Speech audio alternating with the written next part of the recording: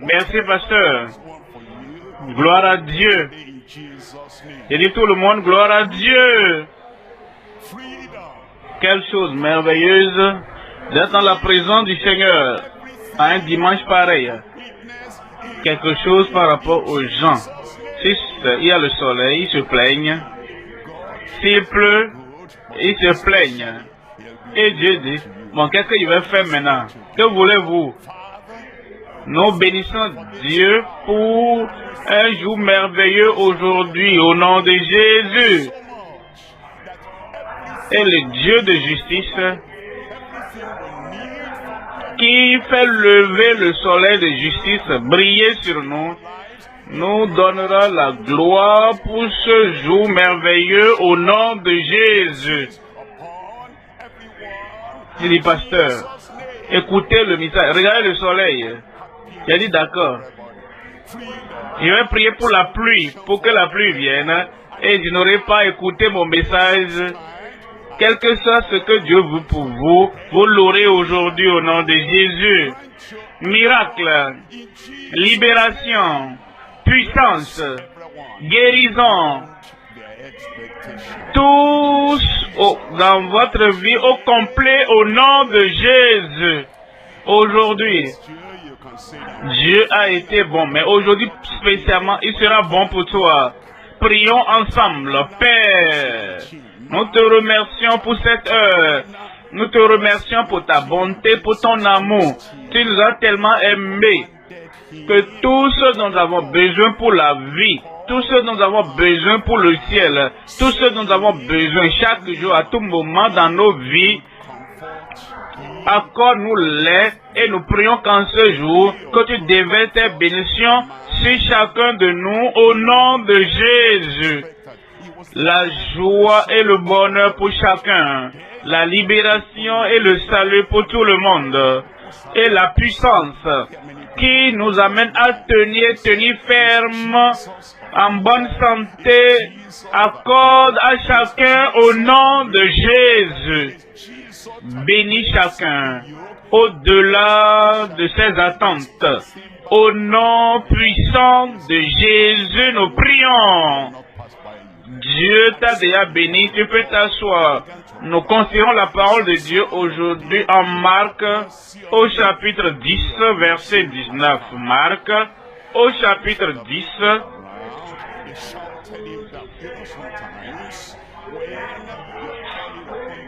Jésus s'arrêta, verset 49, Jésus s'arrêta et dit, appelez-le, ils appelaient l'aveugle en lui disant, prends courage, lève-toi, il t'appelle. Voyez cela, prends courage, l'homme a espéré, c'était un homme restant au bord de la voie, il a entendu les gens qui se déplaçaient là, il a demandé, j'entends les gens bouger, il était aveugle. Et ils ont dit, c'est Jésus-Christ de Nazareth, c'est Jésus le guérisseur, c'est Jésus celui qui opère des miracles, c'est Jésus qui brise tous les jougs et qui détruit les liens, c'est lui qui est en train de passer. Et je suis là, et il va dépasser, me laisser. Non, il ne va pas te dépasser. Ainsi donc, il a commencé à invoquer, il a commencé à crier. Il a dit, fils de David, aie pitié de moi. Il te fera miséricorde. Ton jour de miséricorde est venu. Et les gens autour de lui ont voulu le faire taire. Vous savez, parfois, quand tu invoques le Seigneur, tu as quelque chose de profond que tu demandes. Il y a un bruit là-bas et qui vient. Il y a peut-être un bruit étrange qui vient. Et ces voix étranges-là, dis tais-toi, ferme la bouche. Et l'homme a crié, cria plus fort. Et finalement, Jésus l'a entendu. Jésus va t'entendre. Il va transformer ta vie. Et il a dit, appelez-le. Et ceux-là même, qui le faisaient taire, c'est encore eux qui ont dit, prends courage, ton attente est réalisée. Il t'a entendu tes cris. Vous voyez, les gens ne disent pas amen les dimanches matins. Et ils ont dit, il t'appelle. Et il se leva. il jeta son manteau. Je vous raconte l'histoire. C'est le manteau d'aveuglement, le manteau de ses problèmes, le manteau qu'il portait pour dire, ah, je ne fais pas partie des gens qui voient, je ne fais pas partie des voyants, je ne fais pas partie de ceux qui connaissent, je ne suis pas partie de ceux qui brillent, je fais partie de ceux-là qui sont dans les ténèbres terribles. Et je veux ma guérison. Il jeta donc ce manteau. Et cette identité, cette marque d'identification des aveugles, il a jeté cela et il est venu à Jésus et Jésus lui a dit, que veux-tu? Jésus savait bien sûr, même nous les gens ordinaires, l'homme est aveugle et vous voyez qu'il est aveugle, vous voyez le badge de l'aveuglement et il a déjà jeté ça. Qu'est-ce qu'il cherchait d'autre? Il voulait recouvrer la vue, il voulait donc que le soleil de la justice brille sur lui et il aura sa vue. Et Jésus demanda encore, il y a des gens, Dieu sait que j'ai besoin du salut, bien sûr il le sait, mais tu dois le lui dire. Il sait que j'ai besoin de la guérison, oui il le sait, mais tu dois le lui dire. Il sait que tu veux que tes liens soient brisés, mais tu dois le lui dire. Est-ce que tu es ici? Et tu as besoin de quelque chose, et au cours de la prière, tu es occupé par-ci, par-là, occupé là-bas, tu cours par-ci, par-là. Ne veux pas-tu apprendre du temps en ce moment de la croisade, avant que la croisade ne finisse, pour que tu n'aies aucune chance de dire, de parler au Seigneur. Et tout est fait, tout passe, et tu es toujours là. Pourquoi vas-tu permettre au fardeau du devoir, au fardeau des activités, de te fermer la bouche et tout continue bien? Quelqu'un reçoit le salut là-bas, la sainteté là-bas, quelqu'un a la sanctification là-bas, quelqu'un a la puissance du Saint-Esprit là-bas, quelqu'un a la délivrance là-bas, la guérison là-bas. Mais toi, tu n'as rien à demander au Seigneur. Aujourd'hui, c'est ton jour. Tu vas demander. Et le Seigneur va t'accorder ta demande. Alors le Seigneur dit, selon ta foi, qu'il te soit fait selon ta foi dans la vie, plusieurs d'entre nous, selon nos craintes, c'est ce qui nous arrive. Nous craignons la défaite, nous craignons l'ennemi, nous craignons dans nos vies. Ah, c'est selon nos craintes que des choses nous arrivent. Plusieurs paniques. Et selon vos paniques, selon vos soucis, des choses vous arrivent. Regarde dans la vie. Pourquoi ne pas revenir dire, au lieu de la crainte, au lieu de la panique, je vais manifester la foi aujourd'hui. Et selon ma foi, il me sera fait selon la foi. Quelque chose de bon va t'arriver. Aujourd'hui, donc, nous considérons le message, l'invitation céleste à la libération holistique sans une autre forme de servitude. L'invitation céleste, il t'appelle, prends courage, prends courage. Toutes les choses du passé, toutes les ténèbres du passé, toutes les maladies du passé, la privation du passé, tout doit prendre fin. Prends courage, il t'appelle, il est là. Avec là où 2 ou 3 sont assemblés en mon nom, je suis au milieu d'eux. Il est là, il est à tes côtés. Et il t'appelle. L'invitation céleste, il t'appelle. L'invitation céleste à la libération holistique, c'est-à-dire complète, ça veut dire que c'est la totalité, ça veut dire que l'ensemble, dans tous les domaines de nos vies, dans ta pensée, dans ton âme, dans ton esprit, dans ton corps, dans ta vue, dans tes oreilles, dans tes études, dans ta profession, holistique, la libération holistique, sans toute autre forme de servitude dans nos vies. Ta vie ne sera plus jamais la même. Nous considérons ce message en 3 parties. Premier point donc, c'est l'appel rassurant au pardon et à la guérison. Rassurant, il nous donne l'assurance. Il est le même hier, aujourd'hui et éternellement. Le Dieu qui ne change pas. Et le Dieu qui nous fait la promesse et qui nous fait la provision. Et Balaam dit, il t'a béni et je ne peux révoquer rien. Ne va révoquer les bénédictions de Dieu dans ta vie aujourd'hui au nom de Jésus. Vous pouvez donner mieux que ça. Amen. Deuxième point, c'est l'appel confirmé, l'appel certain, l'appel indubitable. Dieu t'aime. Et toi en particulier, il aime tout le monde, mais toi en particulier, il te donne l'assurance. Et il y a donc cet appel confirmé à la libération dans la sainteté. Vous savez, la servitude empêche la sainteté. Si vous la permettez, l'oppression empêche la sainteté. Si vous la permettez, la persécution empêche la sainteté. Si vous la permettez, si vous la laissez, les activités de l'ennemi qui veut que tu détournes ta foi de Jésus-Christ et que tu te focalises sur eux pour qu'ils aient ton attention, Et ils disent, ne regarde plus à Christ, regarde-nous. Si tu es d'accord avec eux, si tu te laisses entacher à eux, et si tu regardes dans la mauvaise direction, à la mauvaise personne, tu regardes à la mauvaise personnalité, tu ne seras plus jamais saint. Mais quand tu regardes les ennemis, tu te mets en colère, tu es frustré, tu es déprimé, alors tu commences à te plaindre, oh, quand est-ce que vous me laissez tranquille? Et on ne peut pas être saint. Quand nous regardons les regards portés, concentrés sur ces distractions, mais quand la libération te parvient, quand tu es libre dans ton âme, quand tu es libre dans ton esprit, quand tu es libre dans ta personnalité, et tes mains peuvent être balancées comme tu veux, tes pieds peuvent bouger comme tu veux, il n'y a pas d'obstacle, d'entrave entre toi et cette personne qui veut que tu te concentres tout le temps sur lui. Il te sera facile d'être saint parce qu'il te donne la paix. Et tu as la paix avec tous les hommes et la paix avec tout.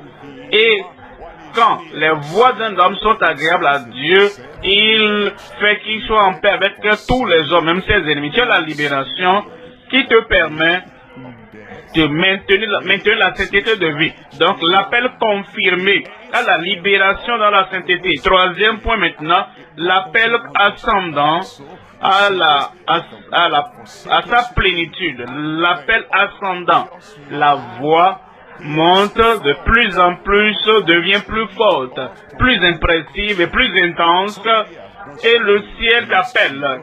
Alors, tu te rapproches davantage du ciel que de la terre, parce que tu veux avoir la plénitude venant du ciel. Premier point maintenant.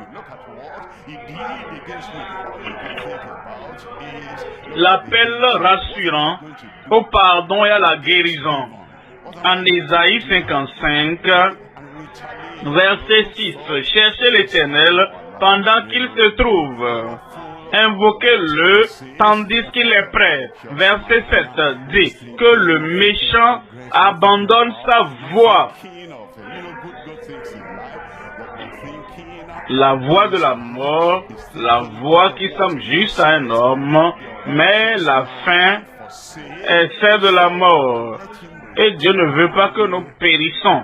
Alors il dit que le méchant abandonne sa voie et l'homme d'iniquité ses pensées. Nos pensées nous conduisent aux mauvaises actions. Quelqu'un fait quelque chose contre toi et tu as des pensées.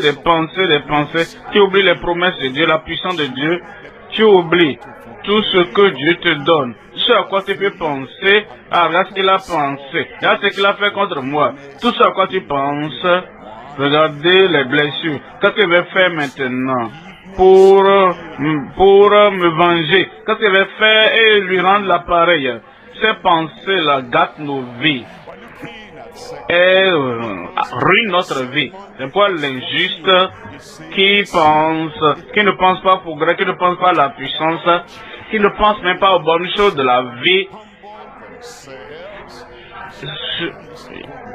il est mauvais, donc ses pensées sont pires. Que le méchant abandonne ses voies Et l'homme d'iniquité s'est pensé qu'il retourne à l'Éternel, qui aura pitié de lui. Un autre Dieu qui ne se lasse point de pardonner. Ça, c'est son jour. Il y a 3 éléments à considérer. Premièrement, la promesse du pardon et de la guérison. Deuxième élément dans le premier point, la puissance pour pardonner et guérir. Et troisièmement, les participants à son pardon et à sa guérison. Premier élément rapidement, la promesse du pardon et de la guérison. Il va te pardonner. Il va te guérir. Amen. Deuxième Chronique au chapitre 7, 14. Il dit, si mon peuple, ce qui est invoqué mon nom, s'humilie, prie, je suis surpris. Dieu dit, même si il n'est pas si humble que je veux maintenant, il est toujours mon peuple. Vous voyez l'amour de Dieu, vous voyez la miséricorde de Dieu. Même si nous ne sommes pas au niveau élevé où nous devons être, même si nous ne sommes pas là où nous devons être aidés, tu es quand même mon peuple. Pourquoi je ne peux pas vous rejeter? Tu es mon peuple. Je ne peux pas te mettre de côté. Il va te pardonner. Il va te guérir. S'il t'appelle son peuple, et toi tu te dis, et tu es d'accord avec lui, son peuple, alors les bénédictions, la promesse viendra dans ta vie. Si mon peuple, ce qui est invoqué mon nom, s'humilie, prie. Il faut de l'humilité pour prier. Parce que quand nous prions, nous disons, je ne peux pas faire ceci de moi-même. Dieu, c'est Dieu qui est au ciel, tu es plus grand que moi, tu es plus élevé que moi, tu es plus puissant et fort que moi. Je veux que tu le fasses pour moi. Il faut de l'humilité pour venir et confesser. Il faut de l'humilité pour venir et se rabaisser à la présence du Seigneur et dire, Seigneur, voici ce que je veux. Et quand tu viens dans l'humilité de cette manière, il va exaucer ta prière. Si nous demeurons dans l'orgueil, si nous demeurons dans nos voies, si nous demeurons dans notre situation et nous disons tout va bien tel que je suis, vous voyez, les bénédictions ne viennent pas de cette manière. C'est lorsque nous nous humilions, c'est lorsque nous nous rabaissons et lorsque nous baissons courbons aux yeux du Seigneur. Si mon peuple, ce qui est invoqué mon nom, s'humilie, prie et cherche ma face. C'est difficile de chercher deux choses conflictuelles au même moment. C'est nous cherchons l'argent, c'est nous cherchons la position, si nous cherchons les choses de la poussière de la terre, si nous cherchons les choses du monde, notre pensée, notre cœur, notre dévotion sont tout engagés à cela. Il sera difficile de chercher Dieu au même moment. Ainsi donc, nous devons déplacer nos cœurs, nos pensées et toutes choses que nous avons dans notre engagement et consécration, dévotion. Nous devons déplacer toutes ces choses et chercher le Seigneur. Et il dit, et cherche ma face, et s'il se détourne de ces mauvaises voies. Vous savez, nous devons nous détourner. Quelqu'un dit, je veux que Dieu me bénisse, mais je veux garder, je ne veux pas abandonner ceci, abandonner cela. Si Dieu veut que tu abandonnes cela, et tu n'es pas disposé à lui obéir, et tu n'es pas disposé à t'engager au Seigneur, comment veux-tu? D'accord, tu veux désobéir à Dieu, mais tu veux que Dieu t'obéisse et exauce ta prière. Tu veux mépriser Dieu et tu veux que Dieu te regarde et te fasse grâce, exauce ta prière. Est-ce que c'est juste? Si tu étais Dieu, est-ce que tu vas apprécier cela? Fais lui ce que tu veux qu'il te fasse. Ainsi donc il lui dit, si nous détournons de nos mauvaises voies, alors après cela, comme tu fais ce qui est humainement possible et ce que Dieu a commandé à l'humain de faire, et dit alors, après la repentance,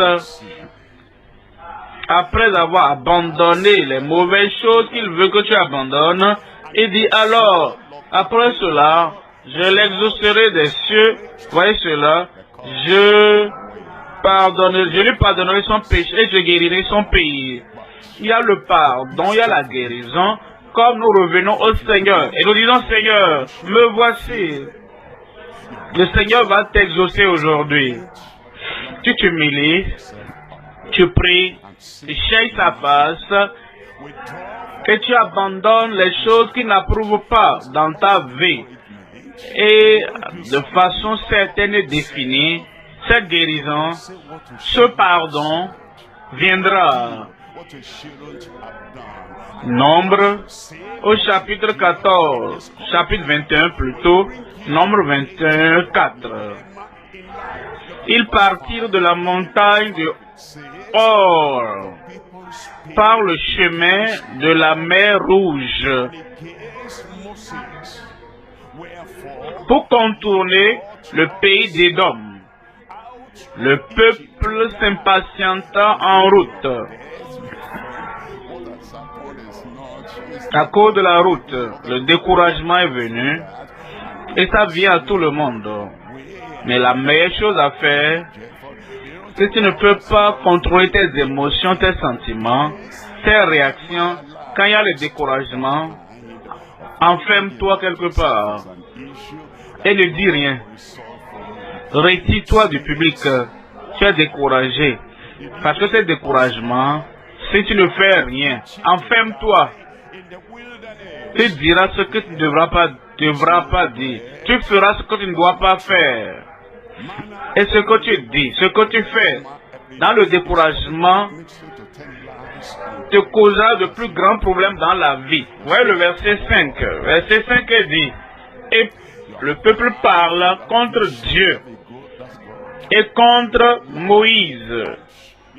Pourquoi nous avez-vous fait monter hors d'Égypte pour que nous mourions dans le désert? Il pensait à la mort, mon ami.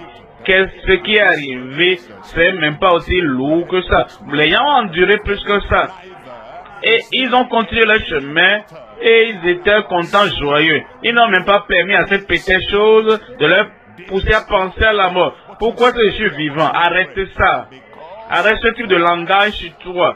C'est un petit problème que Dieu peut régler pour toi. Maintenant il dit, pourquoi nous avez-vous fait monter hors d'Égypte pour que nous mourions dans le désert, car il n'y a point de pain? Ça, ce n'est pas vrai. La manne était disponible pour eux chaque jour. Le découragement vous amène à mentir sur le compte de Dieu. Qu'est-ce qu'il a fait pour moi? Tu t'es levé, t'es réveillé, c'est Dieu, non? Tu as la vie et tu as la vision. Ça, c'est Dieu, non? Tu es vivant et tu poursuis quelque chose. C'est Dieu, non? À cause du petit défi qui reste, ils disent, pourquoi est-ce qu'il nous a fait monter hors d'Égypte pour mourir dans le désert? Il n'y a point de pain. Et il y a la manne, le pain du ciel, et il n'y a point d'eau. Et notre âme est dégoûtée de cette misérable nourriture. Misérable nourriture. Mais ils avaient dit qu'il n'y a pas de pain, non?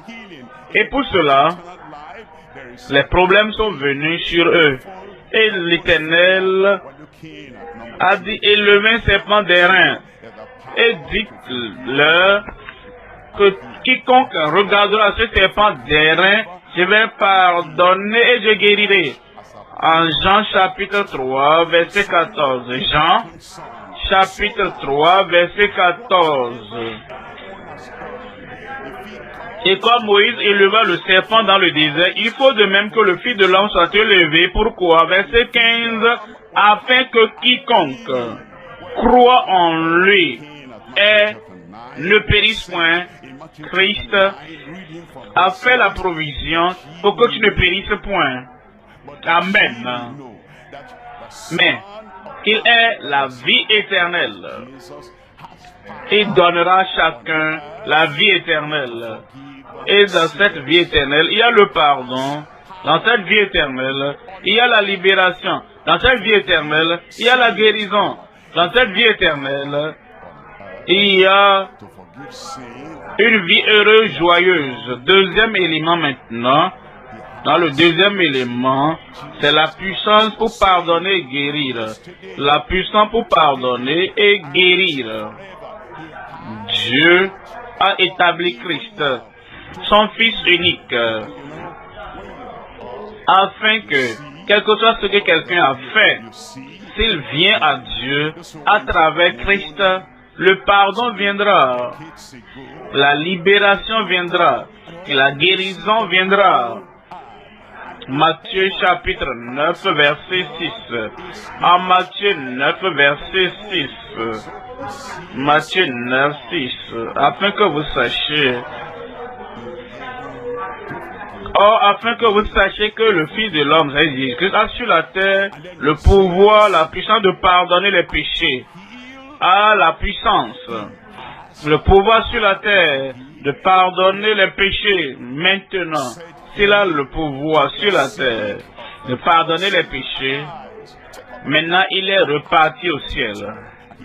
Il a cette même puissance, Jésus-Christ le même, hier, aujourd'hui et éternellement.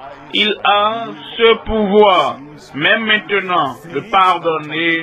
Et vous savez, quand vous êtes plus haut, vous voyez toute la terre, vous voyez tout. Ceux qui sont allés sur la ligne, il y a des décennies de cela, ils ont regardé et ils ont pu voir toute la terre où Christ est allé. C'est plus élevé que le soleil, que la lune du moins. Et il voit tout le monde. Maintenant, il a la puissance, le pouvoir au ciel de pardonner. Aujourd'hui, il va te pardonner. Et de guérir. Il a le pouvoir de pardonner. Dit-il au paralytique, lève-toi, prends ton lit et va dans ta maison.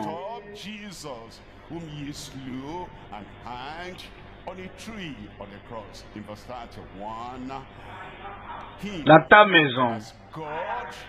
Et il se leva et s'en alla dans sa maison. C'est ce qui va t'arriver aujourd'hui. Tu vas te lever et laisser ta maladie derrière. Tu vas te lever et laisser toutes les infimités derrière. Les choses qui tourmentent ta vie. Les choses qui torturent ta vie. Tu vas te lever et tu vas tout laisser derrière et tu rentreras libre et tu es guéri. Verset 8. Dans le verset 8 dit, quand la foule vit cela, elle fut saisie de crainte. Ils verront ça dans ta vie. Elle fut saisie de crainte et elle glorifia Dieu qui a donné aux hommes un tel pouvoir. Pas un homme ordinaire, mais au Fils de l'homme, au Fils de Dieu, à Christ, qui a fait tout cela. Acte chapitre 5, 30. Acte 5, verset 30.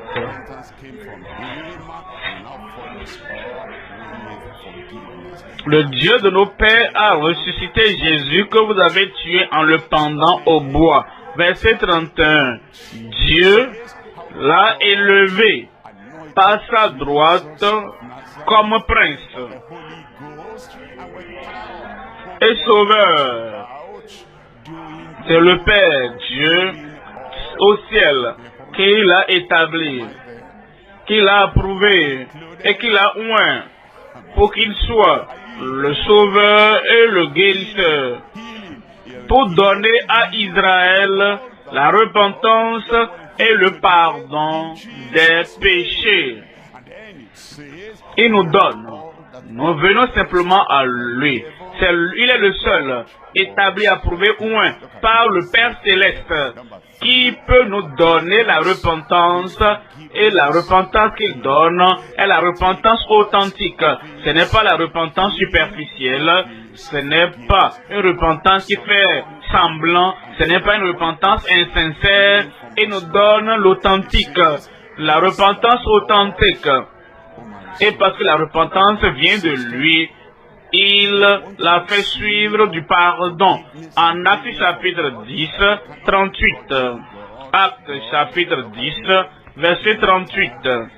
Et dit, vous savez comment Dieu a oint Jésus-Christ de Nazareth du Saint-Esprit et de force, qui allait de lieu en lieu, faisant du bien et guérissant combien de personnes? Est-ce que je suis dedans? Est-ce que je suis inclus? Je demande pour toi, est-ce que toi tu es inclus? Guérissant, guérissant. Il va te guérir parmi tous ceux-là qu'il va guérir aujourd'hui au nom de Jésus. Et il dit, il a guéri tous ceux qui étaient sous l'empire du diable, car Dieu était avec lui. Troisième élément maintenant, les participants à son pardon et à sa guérison. Les participants à sa guérison et à son pardon. En Psaume 103, verset 1, mon âme bénit l'Éternel. Frères et sœurs, si nous voulons recevoir le pardon et la guérison de Dieu, nous ne pourrons pas en train de murmurer, oh Dieu, regarde-moi, je paie mes dîmes, mes offrandes, regarde-moi, je travaille pour le Seigneur, je cours par-ci, par-là, et tu sais que je suis malade maintenant. On n'est pas guéri en murmurant, on n'est pas guéri en combattant Dieu, on n'est pas guéri en murmurant. Tu viens avec un cœur heureux. Tout ce que tu endures, ce n'est pas Dieu. Jésus guérit tout ce qui était sous l'oppression du diable. Tu ne te venges pas de Dieu, ce que le diable fait. Tu ne cherches pas à te venger de ce que le diable fait. Tu comprends que ton problème, ce n'est pas Dieu. Ta stérilité ne vient pas de Dieu. La destruction ne vient pas de ce que les gens du monde, c'est ce qu'ils pensent. Quand un accident arrive, ils disent, oh, l'œuvre de Dieu. Quand quelqu'un a perdu quelque chose de précieux, ils disent, ah, ça c'est l'œuvre de Dieu. Ils disent, accepte seulement, hein. Est-ce que tu peux questionner Dieu? C'est Dieu qui a fait. Dieu n'est pas notre problème. Dieu est notre sauveur. Il est notre rédempteur. C'est lui qui dit, et c'est lui qui a une joie. Bénis l'Éternel mon âme, et tout ce qui est en moi, bénis son saint nom. Verset 2. Mon âme bénit l'Éternel, et n'oublie aucun de ses bienfaits. Quels sont les bienfaits pour toi aujourd'hui? Verset 3. Verset 3. C'est lui qui pardonne. Combien d'iniquités? J'ai dit combien d'iniquités? Quand tu viens, Dieu te pardonne. Quand tu retournes à la maison, tu t'agenouilles, tu viens du culte, tu dis Dieu, je suis désolé, pardonne-moi. Maintenant, est-ce que tu viens de recevoir il y a quelques minutes? Et le dimanche suivant, Seigneur, pardonne-moi. J'ai fait ce que je ne devrais pas faire et je n'ai pas fait ce que je devrais faire. Mais je pensais qu'il a fait de toi une nouvelle créature quand il t'a pardonné. Le dimanche passé, non? Quand il t'a pardonné, la dernière fois quand tu t'es offert et tu t'es soumis à lui, alors changeons notre prière. Comprenons. Il pardonne et il pardonne. Qui pardonne toutes tes iniquités et qui guérit toutes tes maladies. Amen. Le pardon est venu, la guérison est venue. Au-delà du pardon, de la guérison, vous voyez le verset 4. Il dit, c'est lui qui délivre ta vie de la fausse. Tu ne seras pas détruit jusqu'à ce que tu achèves tout ce que Dieu a promis que tu fasses sur la terre. Rien ne va toucher ta vie. Jusqu'à ce que je finisse. tout ce que Dieu a établi pour moi sur la terre. Ma vie est sécurisée. Il y a des gens qui trimballent l'insécurité partout. Il y a des gens qui trimballent l'insécurité dans leurs pensées. Chaque fois qu'ils veulent sortir, ils portent l'insécurité dans leurs pensées. Tu es spécial devant Dieu, qui rachète délivre ta vie de la destruction et qui te couronne de bonté. Verset 5. C'est lui qui te rassasie de bien. Amen. Ainsi, c'est une connexion entre ta bouche, ensuite, et ta vie. C'est lui qui renouvelle ta jeunesse comme l'aigle. Il parle de ta bouche qu'il rassasie au niveau primaire. Il te rassasie ta bouche de bonne nourriture. Il y a un type de repas, de nourriture que nous mangeons et qui nous fortifie par notre vie. Il y a beaucoup de sel dedans et il te donne le diabète, du sucre. Et il y a tellement de sel, quand les gens préparent, ils mettent assez de sel et ils mettent plus. Et ça te cause des tensions artérielles. Quelqu'un a bu l'eau et l'eau est le liquide le plus rafraîchissant que tu peux boire. Et tu veux boire l'alcool et ça détruit ta santé. D'autres ont pris quelque chose de bon et ils veulent mettre du tabac. Et notre bouche est connectée à la faiblesse du corps. Mais quand Dieu planifie tout ce que tu veux, il satisfait ta bouche de sorte que il renouvelle ta jeunesse, il renouvelle ta vigueur, il renouvelle sa puissance. Et ta jeunesse est renouvelée comme l'aigle. Amen. Alors tu dois te poser la question, est-ce qu'il y a des choses qui viennent dans ma bouche et qui m'amènent à être faible et qui me rendent un peu impuissante? Est-ce qu'il y a des choses qui viennent dans ma bouche que je mange, ensuite tu perds ta force? Nous changeons cela, nous transformons cela et nous disons que nous ne serons pas satisfaits de bonnes choses afin que ma jeunesse est renouvelée comme l'aigle. Et de bonnes choses vont arriver à chacun de nous. Jacques, au chapitre 5. En Jacques chapitre 5, verset 14. Verset 14. Quelqu'un parmi vous est-il malade? Qu'il appelle les anciens de l'église et que les anciens prient pour lui en loignant d'huile au nom du Seigneur, le symbole du Saint-Esprit, au nom du Seigneur. Verset 15, la prière de la foi sauvera le malade, guérira le malade. Tu n'as pas dit Amen. Laisse-moi me poser une question simple.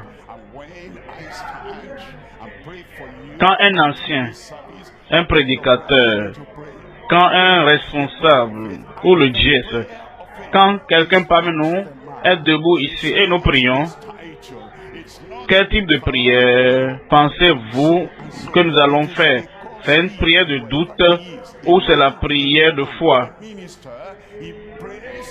Un ancien, tout prédicateur, tout pasteur, quand il vient prier, il croit en son cœur qu'il y a un Dieu au ciel qui exauce les prières et il est sûr que Dieu va exaucer. Cet ancien vient te tenir et il dit prions dans votre esprit. Comprenez qu'il représente Dieu et il prie. Quel type de prière? La prière de foi. Et il dit la prière de foi guérira. Pourquoi on n'a pas dit guérir? Le mot grec qui dit sauver, c'est le même mot grec qui dit guérir. Zozo. Et c'est pourquoi il dit, il va sauver, il va guérir, il va délivrer le malade. Et quand je suis debout et je prie pour vous, après ce culte, quel type de prière vais-je faire? La prière de foi. Et la prière de foi, ce n'est pas l'homme, ce n'est pas son titre, ce n'est pas parce que je suis tel, c'est parce qu'il soit un homme ou une femme. Le ministre, il fait la prière de foi, et la prière de foi sauvera le malade, guérit le malade, et le Seigneur va le relever. Et s'il a commis des péchés, ils lui seront pardonnés. La guérison, le pardon et la guérison, tous dans le même verset, c'est venu pour toi. Deuxième point maintenant. Dans le deuxième point, nous considérons l'appel confirmé à la libération dans la sainteté. Il nous donne quelque chose qui est certain et quelque chose qui est sûr, certain. L'appel confirmé, c'est lui qui nous appelle du ciel. Il dit, je vous appelle pour avoir la libération, je vous appelle pour avoir la guérison, je vous appelle pour avoir la sainteté. Et c'est puisque c'est lui qui appelle, voilà pourquoi il fait ce qu'il promet faire. Il y a des gens qui disent, pasteur, je suis dans cette église maintenant depuis 20 ans, 30 ans, et je crois à la sainteté. Je crois que c'est dans la Bible. Je crois que Dieu demande et que Dieu existe, mais je ne sais pas comment l'avoir. Tu l'auras aujourd'hui. Vous voyez, c'est lui qui appelle. Et celui qui vous appelle est fidèle. Et c'est lui qui le fera. Tu luttes pour le faire toi-même. Ah, je ne vais plus me fâcher. Je ne vais plus mal parler de quelqu'un. Je n'aurai plus d'amertume. Je n'aurai plus de haine contre quelqu'un. Et dès que tu le dis, et une offense vient comme ça, tu dis, même si j'ai dit que je ne vais plus faire, vraiment, si je ne me fâche pas contre ça là, je serai bête, hein. Non, quand tu viens à Dieu, il se saisit de ta vie, et il t'appelle à la sainteté, et il t'appelle à la paix avec tout le monde. Et comme tu te mets à genoux là-bas, quand tu te lèves là-bas, et tu dis, Seigneur, oh, de tout mon cœur, je l'amène à toi, purifie-moi, lave-moi, puise-moi, purifie-moi. Et tu crois qu'il a promis et qu'il ne peut faillir, il fera une œuvre dans ton cœur. Tu sors maintenant et quelqu'un te fait quelque chose, et peut-être un véhicule répand de l'eau, ça sur toi, tu regardes à gauche, à droite, tu souris. Il ne sait pas ce qu'il fait. Il ne sait pas, il n'a pas fait de délivrance, c'est à cause de ce trou. Et tu donne une bonne raison pour ceux qui font quoi que ce soit contre toi. Et ton cœur se calme, il n'y a plus de chaleur dedans. Ton cœur ne brûle plus avec le feu de la colère. Parce qu'il te donne la libération dans la sainteté. Voyons Jean au chapitre 8, verset 30. En Jean 8, 30, comme il prononce ces paroles, plusieurs crurent en lui. Verset 31 de Jean 8. Alors Jésus dit aux Juifs qui avaient cru en lui, si vous demeurez dans ma parole, vous serez vraiment mes disciples. Si vous demeurez dans ma parole, vous êtes vraiment mes disciples. Alors à l'école, j'ai appris une matière que j'ai maîtrisée. Mais vous savez, depuis ce temps-là, je n'ai plus étudié cette matière. Aujourd'hui, j'étudie autre chose. Et parce que je n'ai plus continué, si je devais maintenant passer un examen que j'ai passé où j'avais une bonne note. Si je passe le même examen maintenant, je ne pourrais même plus réussir dedans. Pourquoi?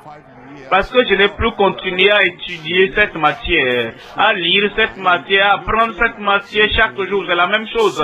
Quand vous venez au Seigneur, et il vous donne le salut, il vous donne la sanctification. Et maintenant vous dites, oh gloire à Dieu, j'ai eu ça. Et ça, c'est réel et authentique. Mais vous ne continuez plus. Vous ne vous rafraîchissez plus. Vous n'apprenez plus. Et vous ne continuez plus à vous engager, à vous consacrer. Vous ne continuez plus en examinant cette chose, à apprécier cette chose que vous avez eue avant longtemps. Ce serait, tout va disparaître. Si vous demeurez dans ma parole, vous continuez dans ma parole, vous serez vraiment mes disciples. Verset 32. Vous connaîtrez la vérité que nous connaissions. Si nous ne continuons pas à l'apprendre, à vivre, à étudier, nous allons l'oublier. Nous allons oublier. Alors, nous ne connaîtrons plus la vérité que nous connaissions il y a de cela 30 ans. Les membres fondateurs de la vie profonde, ils sont venus à 40 ans, 45 ans de cela, et ils étaient vraiment profonds, enracinés, rafraîchis, et ils étaient renouvelés dans la sainteté. Mais depuis 45 ans maintenant, vous n'avez plus continué, vous ne rafraîchissez plus votre mémoire à construire les mêmes choses, afin que la profondeur et la hauteur et la longueur, la largeur de la sainteté que vous aviez à l'époque, vous n'êtes plus comme ça maintenant. Et les gens disent même, le frère n'est plus ce qu'il était. Hein. Oh, la sœur n'est plus ce qu'elle était avant. Hein. Mais aujourd'hui, Dieu peut nous amener à avoir une restauration de toutes choses au nom de Jésus. Voyons 3 éléments. Premièrement, la promesse de la libération et de la sainteté. Deuxième élément, la puissance pour la libération avec la sainteté. Et troisième élément, les participants à la libération à travers la sainteté. Voyons le premier élément du deuxième point, la promesse de la libération et de la sainteté. Jean au chapitre 8, verset 36. En Jean 8, verset 36 dit, si donc le Fils vous affranchit, vous serez réellement libres. Rappelez-vous, toutes les promesses de Dieu sont oui et amen. Oui et amen en Christ. Et c'est la promesse. Il dit, vous serez réellement libres. Voyons en Luc au chapitre 1, verset 72. En Luc 1, 72. Luc 1, 72. C'est ainsi qu'il manifeste sa miséricorde envers nos pères et se souvient de sa sainte alliance. Dans le verset 74, il dit de nous permettre, après que nous serions délivrés de la main de nos ennemis, gloire à Dieu, j'ai dit gloire à Dieu. Vous devez comprendre, délivrés de la main de nos ennemis, il ne veut pas dire que les ennemis vont mourir. Ça ne veut pas toujours dire ça. Disons par exemple, vous êtes là et les ennemis sont dans un village dans ton pays et tu as le passeport et le visa. Et les ennemis n'ont pas accès au passeport et au visa. Et après avoir eu tout cela, tu vas dans un pays éloigné. Il n'a pas ton numéro. Il ne sait pas là où tu vis. Tu seras loin de lui. Et il n'est pas mort. Mais il ne peut plus te toucher. Toute pierre qui te lance va atterrir dans son environnement. Il ne peut pas atteindre le pays où tu as été. Parce que Dieu maintenant t'a transporté dans le royaume de son Fils d'amour. L'ennemi est encore vivant, mais il est inutile. Il ne peut plus te toucher. Je parle de toi. Tu es transféré transféré dans le royaume de son amour. Tu es libre. Aidé. Alors nous pourrons le servir sans crainte. Parfois, quand vous voyez des gens, chaque jour, vous voyez, ils ont le visage renfrogné. Vous voyez, ils sont en colère, la colère sur les visages. Vous voyez, vous écoutez les paroles et dites, ah, je vais te régler. Et tu as peur. Quand tu déménages, tu ne vois plus son visage, tu n'entends plus les paroles qu'il te lançait. Tu vois de meilleures personnes, des gens plus heureux, des gens heureux. Tes craintes sont parties. Et tu viens à la présence de Christ. Et tu détournes les regards des visages qui te menaçaient. Et tu bloques tes oreilles aux voix colériques qui te parlaient. Et tu viens au Christ gentil, aimable. Verset 75 dit, en marchant devant lui dans la sainteté, dans la justice, tous les jours de notre vie.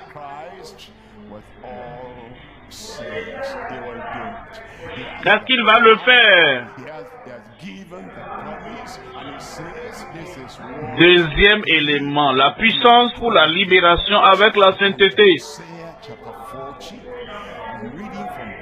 La puissance de la libération pour la libération avec la sainteté. 1 Thessaloniciens chapitre 2. 1 Thessaloniciens chapitre 3 plutôt, verset 12. Vous voyez ce que Dieu a dit te concernant, me concernant et nous concernant. Que le Seigneur augmente de plus en plus parmi vous et à l'égard de tous cette charité que nous avons nous-mêmes pour vous. Verset 13. Verset 13, il dit, afin d'affermir vos cœurs, pour qu'ils soient irréprochables dans la sainteté devant Dieu, notre Père, lors de l'avènement de notre Seigneur Jésus avec tous ses saints. Il le fera. Il a la puissance. Il a fait la promesse. Et il a dit que c'est ce qu'il fera. Comment tu peux la voir? En Ésaïe chapitre 40, 28. Ne le sais-tu pas? Ne l'as-tu pas appris que le Dieu éternel, le Créateur qui a créé les extrémités de la terre, il ne se fatigue pas, il ne se lasse point, on ne peut sonder son intelligence. Verset 29. Il donne de la force à celui qui est fatigué. Il donne de la puissance à celui qui est fatigué. Il donne de la puissance à celui qui est fatigué. Il y a de cela de nombreuses années. Je n'étais pas encore comme je suis il y a de nombreuses années. Je suivais les boxeurs et ils se cognaient, se boxaient. Et l'un d'eux va être fatigué et s'épuise. Et l'autre va continuer à le boxer. Mais il est fatigué finalement. L'arbitre va venir les séparer pour qu'ils ne tuent pas. Ouais, dans la vie, c'est comme ça. Hein. Tu boxes, tu luttes, et tu combats le péché, tu combats Satan, tu combats toutes ces persécutions-là. Tu combats. Si ça continue, tu vas être épuisé.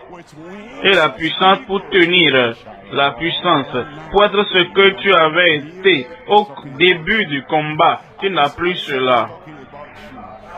C'est dans cette position maintenant que tu viens à lui, à celui qui donne la puissance, la force à celui qui est fatigué. Et la vie reviendra. La force reviendra. La capacité te reviendra. Ta vision reviendra. Il donne la force, la puissance. Chaque jour, il donne à celui qui est fatigué. Et il augmente la vigueur de celui qui tombe en défaillance. Verset 30. Les adolescents se fatiguent, les jeunes se fatiguent et se lassent. Et les jeunes hommes chancellent. Parce qu'il n'y a pas de provision de nouvelles forces, de nouvelles puissances. Ils se fatiguent. C'est pourquoi ils tombent.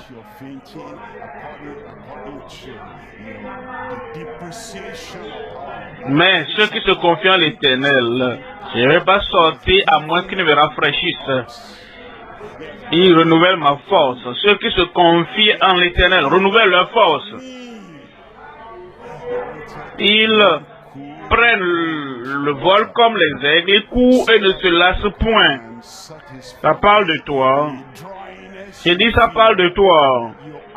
Ils courent et ne se lassent point. Ils marchent et ne se fatiguent. Toute fatigue, tout épuisement, toute faiblesse de ta vie. Comme tu te confies au Seigneur, comme tu lui demandes, il va renouveler tout ce que tu as perdu dans ton organisme, dans ta vie spirituelle au nom de Jésus.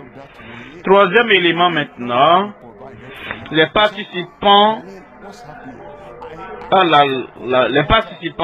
la libération à travers la sainteté. En 2 Pierre au chapitre 1, verset 3. En 2 Pierre chapitre 1, verset 3. Comme sa divine puissance. Ce n'est pas selon ta sentiment, pas selon ta fatigue, pas selon ta dépréciation, mais c'est selon sa puissance divine. Il nous a donné. Il m'a donné. Il m'a donné. Tu voulais boire de l'eau fraîche pour étancher une sécheresse une soif que tu as. Tu demandes à ta femme, tu demandes à ton enfant, amène-moi de l'eau glacée de là-bas. Il fait autre chose. Et tu attends l'eau fraîche. Et c'est déjà placé sur la table, dans un bon verre. Mais parce que tu n'as pas regardé dans cette direction, tu ne savais pas que c'était déjà mis sur la table. Chérie, qu'est-ce qui se passe? J'ai demandé de l'eau glacée, non? Oh, je meurs de soif. Et chérie dit, mais c'est sur la table. Et j'ai mis ça dès que tu as demandé. Mais tu ne savais pas. Le Seigneur a pourvu tout ce dont tu as besoin pour ta sainteté. C'est là, à ta disposition, c'est même à ta portée. Dès que tu demandes, mais c'est là, j'ai placé ça là depuis longtemps même. Et tu ne savais pas. Maintenant tu sais. Je dis maintenant tu sais. La sainteté est disponible pour toi. La sainteté est pourvue pour toi. Et de selon, comme sa divine puissance nous a donné tout ce qui contribue à la vie et à la piété. Ça c'est la sainteté, par la connaissance de celui qui nous a appelés par sa propre gloire et par sa vertu. Ta vie sera glorieuse. Verset 4 là-bas, verset 4 dit, lesquels nous assurent de sa part les plus grandes et les plus précieuses promesses, afin que par elles, vous deveniez participants de la nature divine, en fuyant la corruption qui existe dans le monde par la convoitise. En 1 Thessaloniciens, chapitre 5. En 1 Thessaloniciens, chapitre 5, verset 22. Abstenez-vous de toute espèce de mal. Ça, c'est le rôle humain. C'est ton rôle, c'est mon rôle. Abstenez-vous de toute espèce de mal. Oui, quand nous sommes sauvés, nous devons nous abstenir du mal. Du péché, non. Et l'iniquité, non. Les transgressions, non. Mais, après ce salut, il y a des choses appelées espèces de mal. Laissez-moi vous expliquer. Vous êtes un enseignant Et vous allez de maison en maison pour enseigner aux jeunes. Faites répétition. Et maintenant, dans telle famille, ils ont une fille. Et elle est grande, mais elle est encore à l'école. Et le père ou la mère t'a recruté pour être son répétiteur, pour qu'elle réussisse à l'école. Et peut-être tu maîtrises bien la matière, et on dit bien. Mais, comme les jours passent, tu t'habitues, tu commences à t'intéresser à la fille. Mais tu ne dis rien, tu ne fais rien. Et tu viens lui faire la répétition.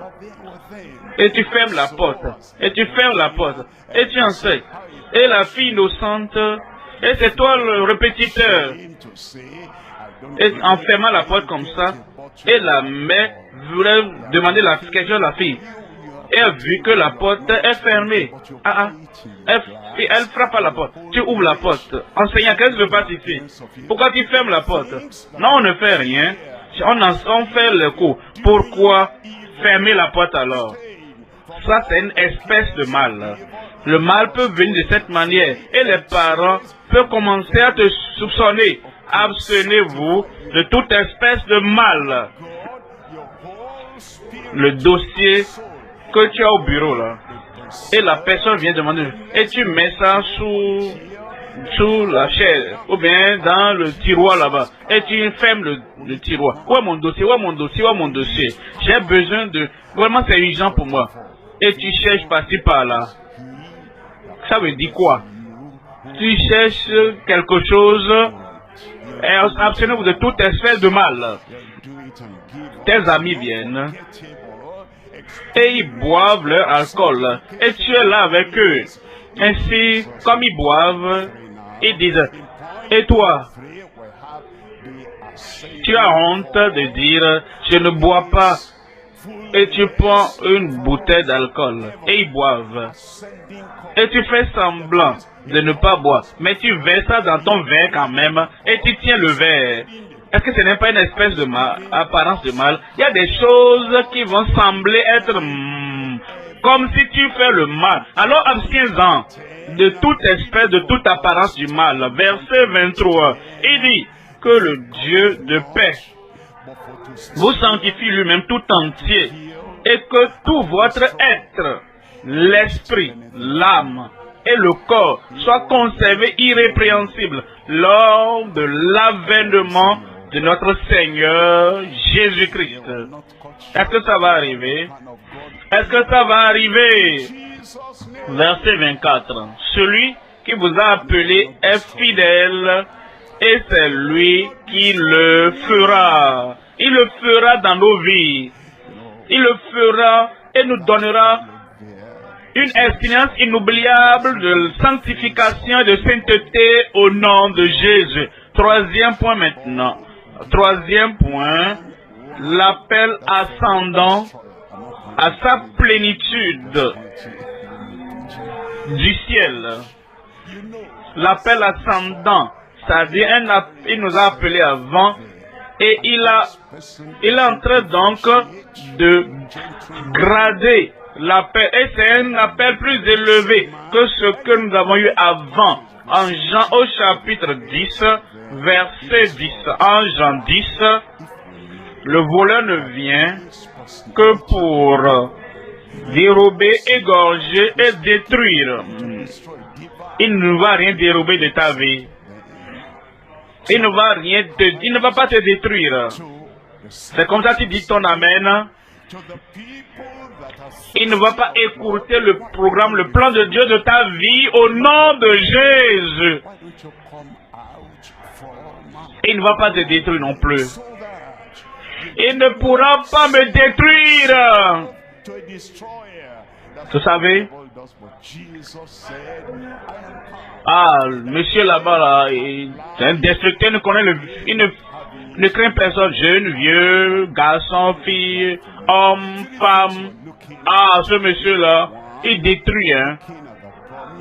Je ne veux pas le doigter, mais et tu sais que c'est un destructeur, et tu t'amènes là-bas, et cette personne ne fait acception de personnes gentilles, agressifs ou pas.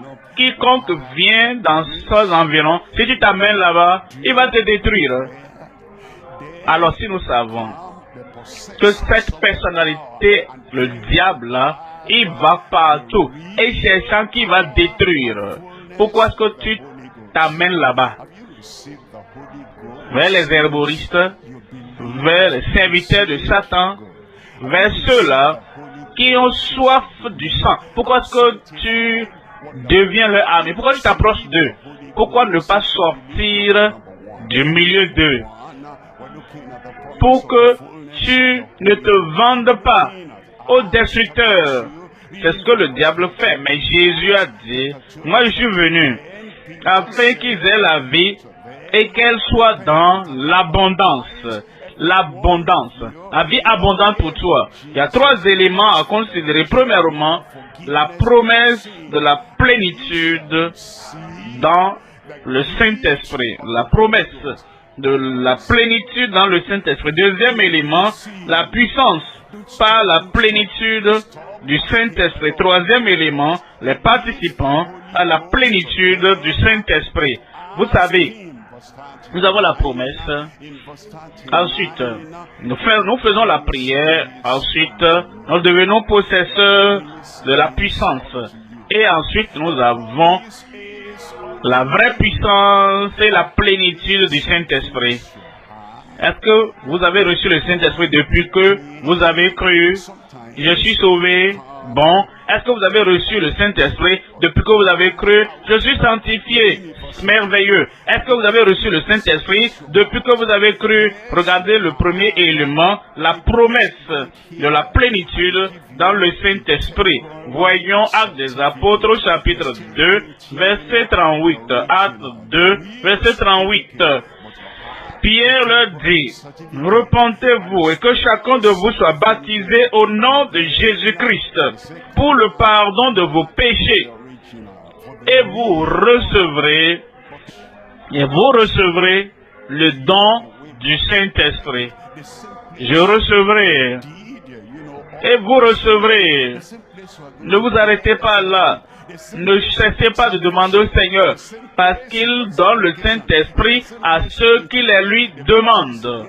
Verset 39 dit, car la promesse est pour vous. La promesse est pour vous. La promesse est pour toi. Est-ce qu'il y a des choses que tu as, que tu n'as pas encore réclamées parfois? Vous sortez de l'université ou bien du collège et on dit, ah, tu as réussi. Oui, tu as vraiment de bons diplômes et on vous donne une attestation. Mais on est en train de préparer le diplôme même. Mais tu as l'attestation. Et qui quand même dit tout. On dit reviens après pour le diplôme même, pour le vrai même. Tu sais que c'est là.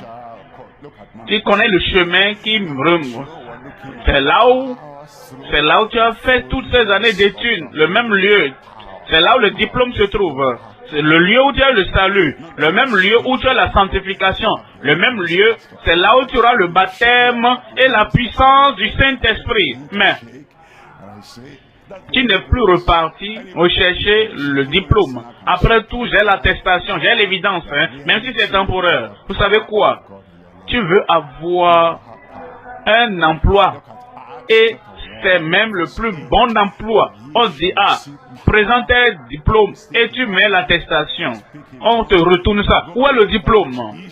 Ah, c'est encore à l'université. Bon, va chercher avant que tu ne reviennes quelqu'un d'autre ayant maintenant la même qualification. Lui, il a maintenant le diplôme et il a déjà eu l'emploi. Pourquoi n'es-tu pas allé à temps? Tu avais besoin de cette puissance.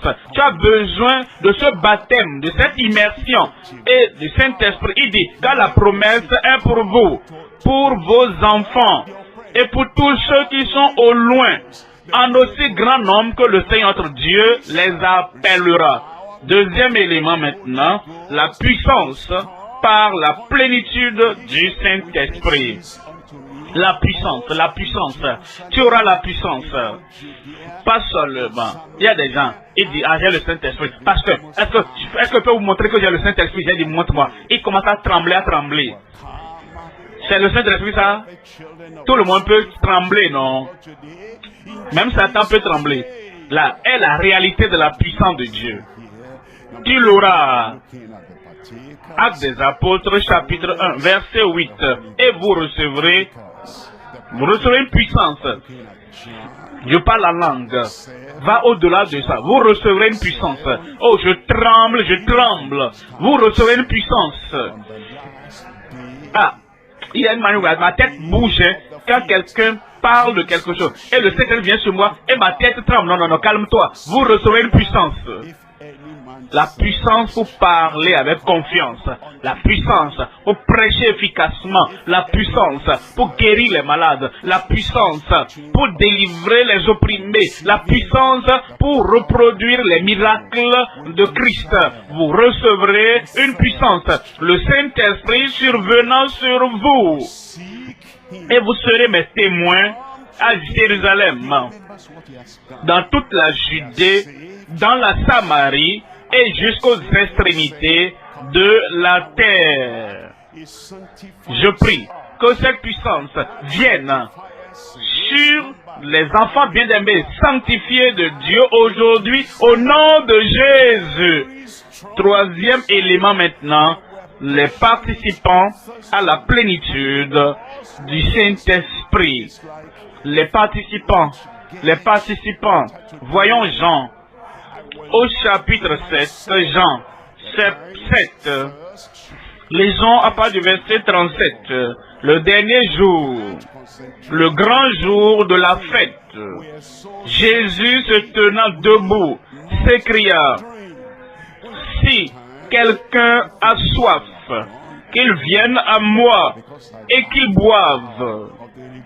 Si quelqu'un a soif, c'est ça qui s'interpose entre nous et la réception de la puissance du Saint-Esprit. Nous désirons, nous avons soif, nous sommes passionnés, nous cherchons le Seigneur et nous venons à lui. Rappelez-vous ce qu'il a fait. Il nous a sauvés. Et ce sauvé a dit, reviens encore. Et nous revenons. Il nous sanctifie. Et ce sanctificateur dit, reviens encore. Et nous revenons. Et nous avons un désir très très fort. Un désir très fort. Et nous sommes passionnés. Nous avons soif. Et parce que nous avons soif, c'est comme si je ne prends pas d'eau à boire, je ne serai plus moi-même. Parfois, la soif arrive à ce niveau-là. Nous ne pouvons pas nous concentrer sur autre chose. Nous avons tellement soif. Nous devons boire.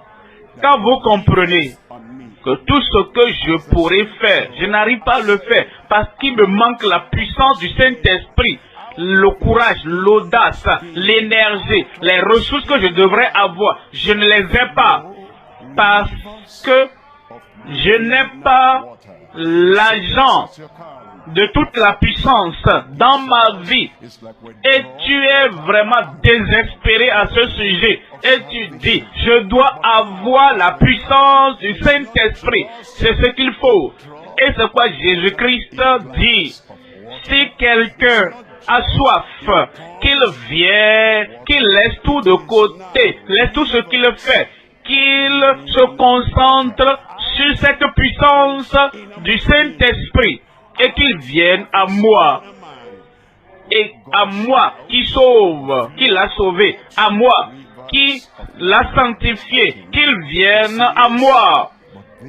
Il n'est plus un étranger pour moi, je le connais, il me connaît. Il est sauveur, il est celui qui sanctifie. Qu'il vienne à moi et qu'il boive. Verset 38. Verset 38. Celui qui croit en moi, des fleuves d'eau vive couleront de son sein, comme dit l'Écriture, de son être intérieur, de son homme intérieur, des fleuves d'eau vive couleront de son sein. Et dit, comme tu viens au salut, il nous donne, c'est comme si nous puisons l'eau du puits, du salut. Maintenant, comme nous venons, ce n'est pas seulement un verre d'eau, bien un gobelet d'eau, ce n'est pas simplement mais c'est des fleuves d'eau vive qui coulent de son homme net intérieur, de son homme intérieur. Des eaux d'eau vive couleront, jailliront de sa vie. Verset 39, il dit cela de l'Esprit que devaient recevoir ceux qui croiraient en lui, ceux qui croiraient en lui, au Sauveur, le salut, ceux qui croient à celui qui sanctifie. Ils ont la sanctification. Maintenant, ceux qui croient à celui qui baptise du Saint-Esprit, ceux-là, ils ont le baptême dans le Saint-Esprit. Il dit cela de l'Esprit que devaient recevoir ceux qui croiraient en lui, car l'Esprit n'était pas encore, parce que Jésus n'avait pas encore été glorifié. Maintenant, il est glorifié. Il est assis à la droite du Père et il est élevé pour s'asseoir auprès du Père.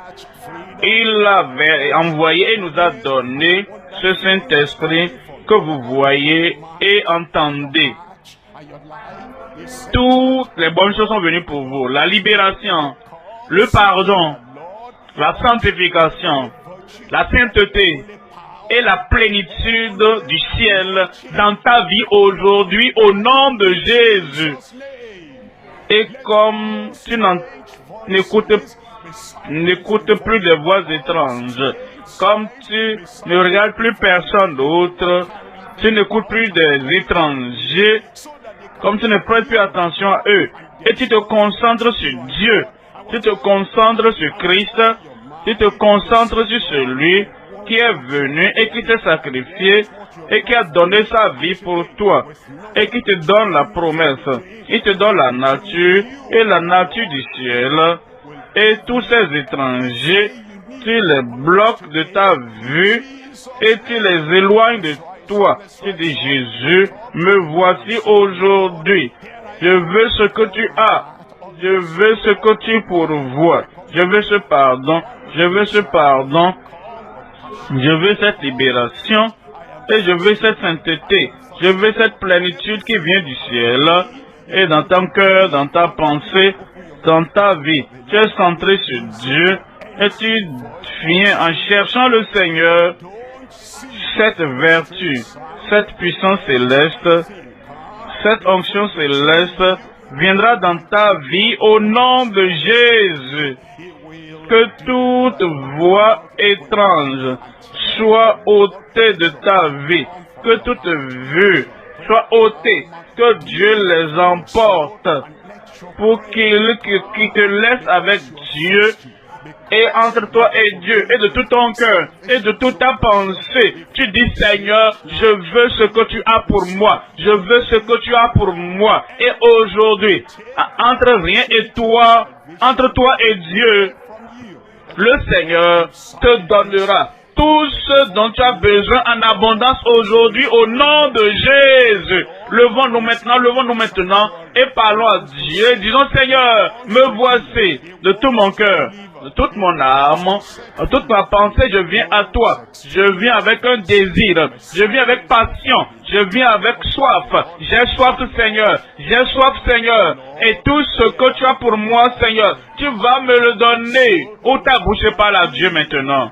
N'écoute aucune autre voix étrange, aucune voix dérangeante, et ne vois rien d'autre. Ne laisse rien t'interposer entre toi et le Dieu Tout-Puissant. Et ce qu'il a promis faire, il le fera. Ouvre la bouche maintenant et parle à Dieu dans la prière. Que ta prière vienne de ton cœur. Que ta prière vienne du plus profond de ton cœur.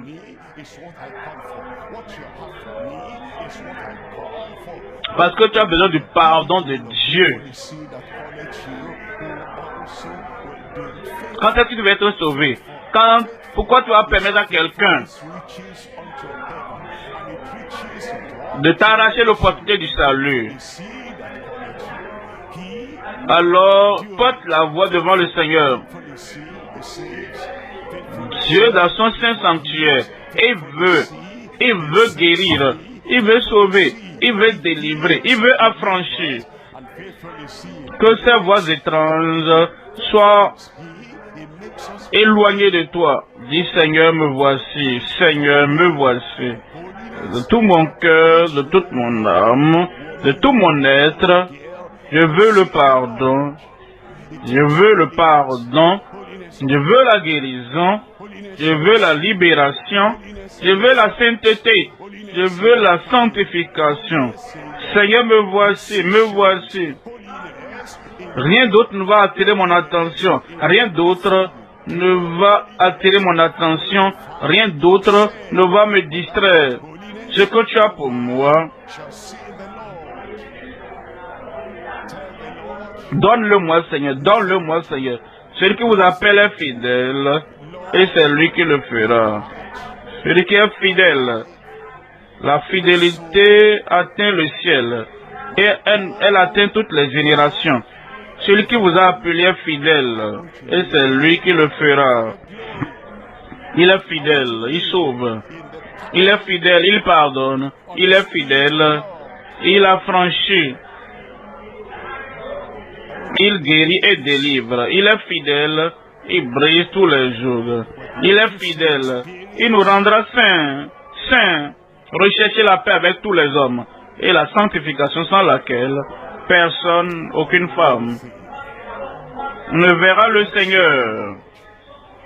Il faut la sainteté de cœur, la sainteté dans ton âme, la sainteté dans tes pensées, la sainteté dans tes plans, la sainteté dans tes décisions, la sainteté dans ta marche, la sainteté dans tout ce que tu fais, la sainteté partout où tu te retrouves. Sans cette sainteté, personne ne verra le Seigneur. Parle au Seigneur. Rien entre toi. Rien. Seigneur, mon cœur, ma vie, mon âme, tous mes plans, tout pour toi. Je veux vivre pour ta gloire. Je veux vivre dans la puissance de l'Esprit de Dieu. Je ne veux plus jouer au jeu avec mes expériences chrétiennes.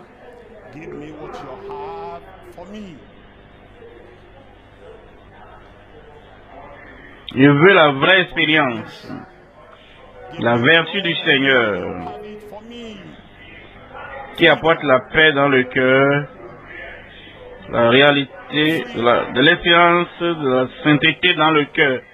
Je veux la vraie chose, la puissance du Saint-Esprit. Je ne vais plus m'amuser et permettre à qui que ce soit d'enlever cette provision céleste de ma vie.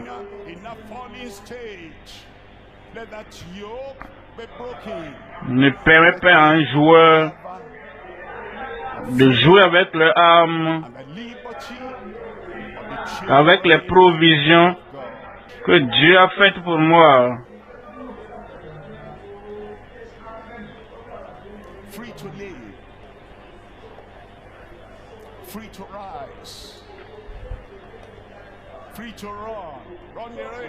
Parle au Seigneur.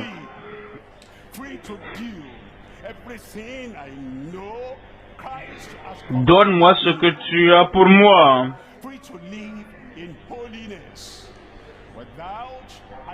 Le pardon. Seigneur, donne-le-moi car je sais que tu l'as pour moi. La libération. La libération. Que le joug de la rétrogradation soit brisé. Le joug de l'apostasie soit brisé. Le joug de la chute et demeurer dans l'état que ce joug soit brisé. Que j'ai la libération et la liberté des enfants de Dieu.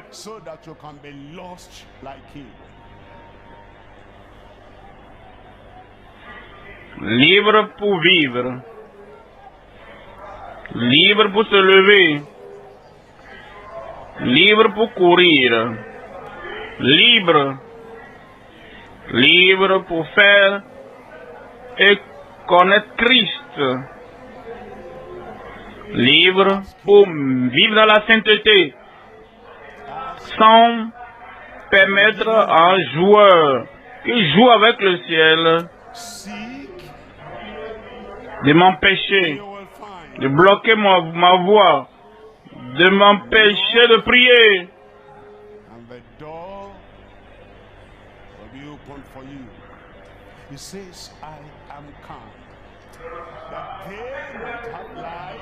Ne permet pas à un homme perdu, perdu à l'éternité, perdu à la réalité et perdu aux espérances définies en Christ.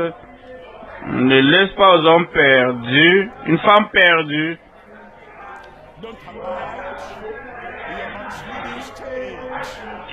de t'enlever de l'autel de la prière pour que tu sois perdu comme lui. Traditional, but not transformed. Having a name that you live, but the nature of Christ, the nature of the holy God of heaven Demande-lui. is not there. Demandez, l'on vous donnera. Your chance. Cherchez Play with it. et vous trouverez. Play with it. Frappez Have the power. et la porte The power for nous you. sera ouverte. Et dit, je suis venu afin qu'ils aient la vie et qu'ils soient dans l'abondance. For a servicing life, serving life. Ne reste pas à la surface.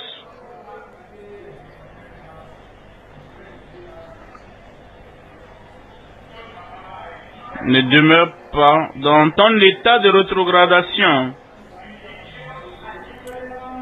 Religieux mais pas juste. Traditionnel Tired, mais non transformé. no power without prayer. Ayant un nom que tu es vivant. Mais la nature de Christ, Without prayer, la nature de Dieu Saint du ciel n'est pas là. no strength without prayer.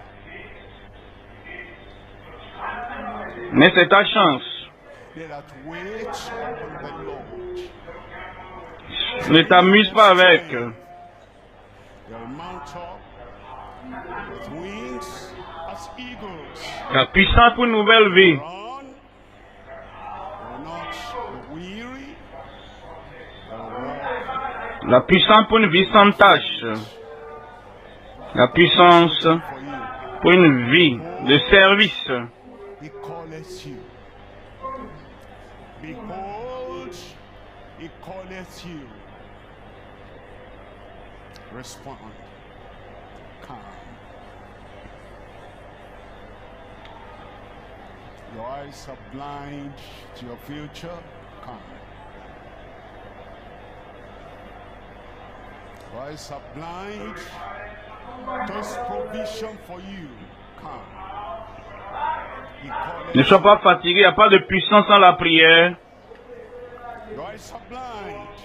Il n'y a pas d'onction sans la prière.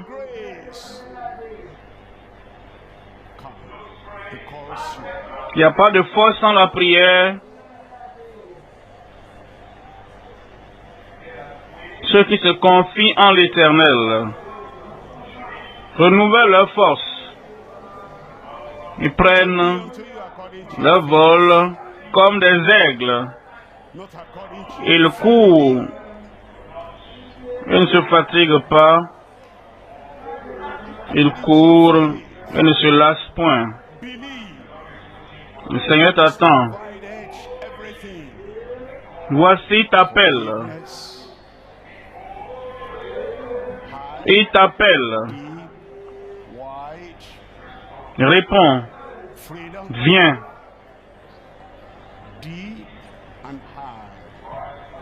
Tes yeux sont aveuglés à ton avenir. Viens. Tes yeux sont aveuglés à ses provisions pour toi. Viens. Il t'appelle.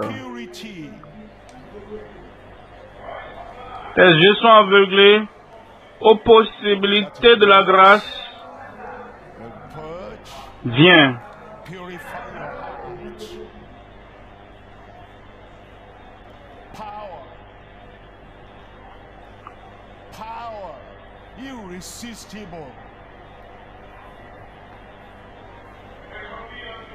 Que cela fait selon ta foi, pas selon tes sentiments.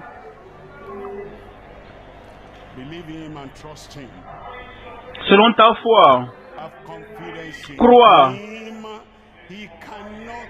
c'est pourvu pour toi.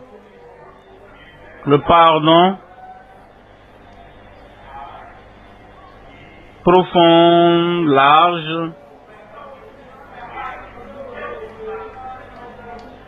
la libération profonde et élevée, la plénitude inépuisable, la paix,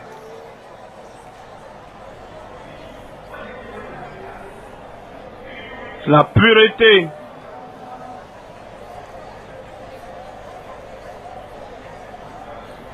qu'il accorde. Il va purifier, il va purifier ton cœur. La puissance irrésistible.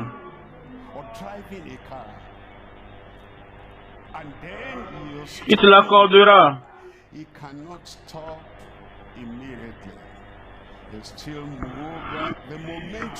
Crois-le et fais-lui confiance. Aie confiance en lui. Il ne peut faillir.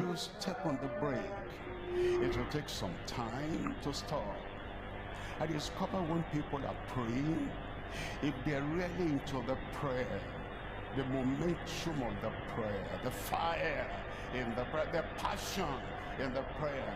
When you say in Jesus' name we pray, it will be almost impossible to stop immediately. When we're praying with our heart, with our mind, with our soul, when we're deep into that prayer, and when we go beyond the supernatural, our stopping will not be as immediate as that. Now to come. Au nom de Jésus, nous prions. Vous savez ce que j'ai découvert? Si quelqu'un bouge, court ou conduit un véhicule et vous l'arrêtez, il ne peut pas s'arrêter immédiatement. Il continue à bouger un peu. La force qui le poussait ou même quand vous mettez le pied sur le frein, il faut du temps pour que ça s'arrête. J'ai découvert quand les gens prient, s'ils sont vraiment dans la prière, le mouvement de la prière, le feu de la prière, la passion de la prière. Quand vous dites au nom de Jésus, nous prions, ce serait impossible de les arrêter immédiatement. Quand nous prions de tout notre cœur, de notre pensée, de notre âme, quand nous sommes profonds dans cette prière, et quand nous allons au-delà du surnaturel, nous arrêter ne sera pas immédiat. Je vous conseille, quand vous priez, priez vraiment. Quand vous priez, que vos cœurs, vos pensées, vos âmes, tout ce que vous avez, la passion, que cela soit réellement là. Pour que ce soit pas seulement que vous suivez, et quand il dit au nom de Jésus, tout le monde s'arrête. Allons au-delà de la superficialité dans nos prières. Le Seigneur va nous aider au nom de Jésus. Un homme qui prie, un homme de puissance. Une église qui prie, une église de puissance. Quand vous avez des agents et des choses qui prennent le temps de la prière et la passion pour la prière, ces gens-là qui sont les agents qui empêchent la prière de l'église, ils sont les destructeurs de l'église. Ce sont ceux-là qui affaiblissent l'église. Ceux qui sont derrière, n'importe où ils se cachent. Et quand nous prions, ils veulent arrêter la prière. Quand nous disons au nom de Jésus, ils reconditionnent l'église. Et ils arrêtent comme ça. Ils sont les destructeurs. Ce sont les ennemis de l'église.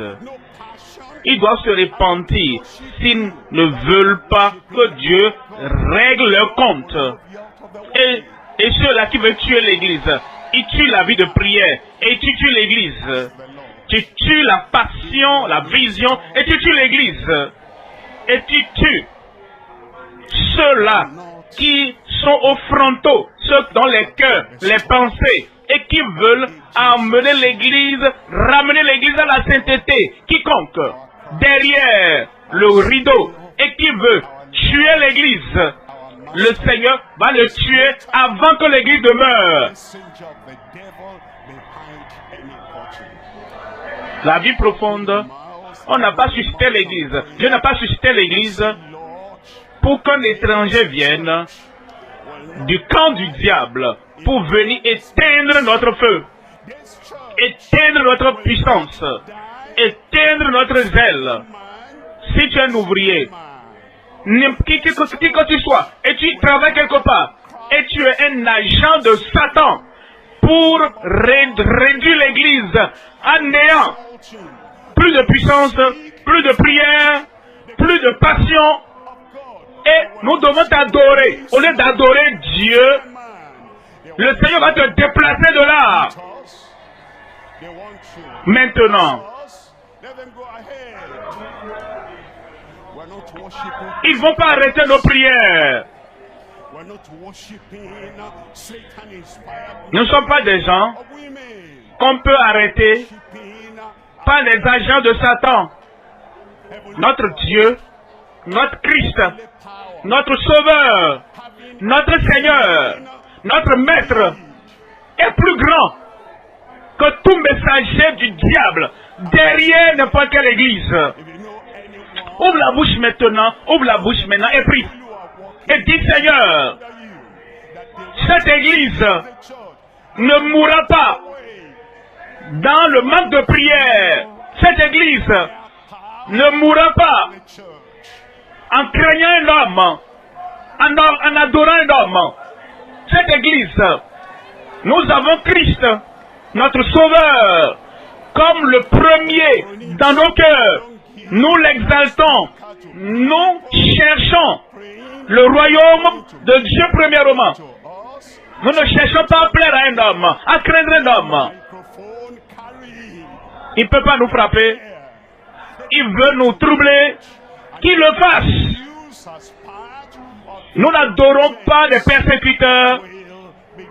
Nous n'adorons pas les hommes inspirés par Satan ou les femmes inspirées par Satan. Nous adorons notre Dieu céleste, notre Christ céleste, notre puissance céleste. Nous avons tout ce que nous avons besoin. Un pasteur là-bas, tu connais quelqu'un, parmi ceux qui travaillent là-bas. Et il veut tuer l'église.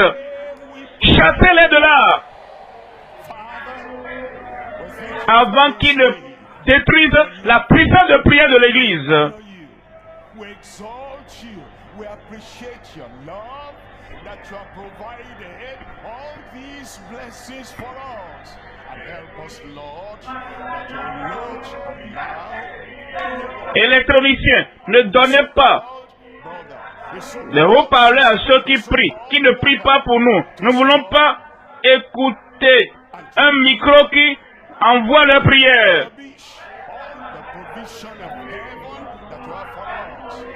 Et ne donnez pas nos équipements aux agents pour transmettre leurs prières, pour essayer d'arrêter la puissance de Dieu dans notre église.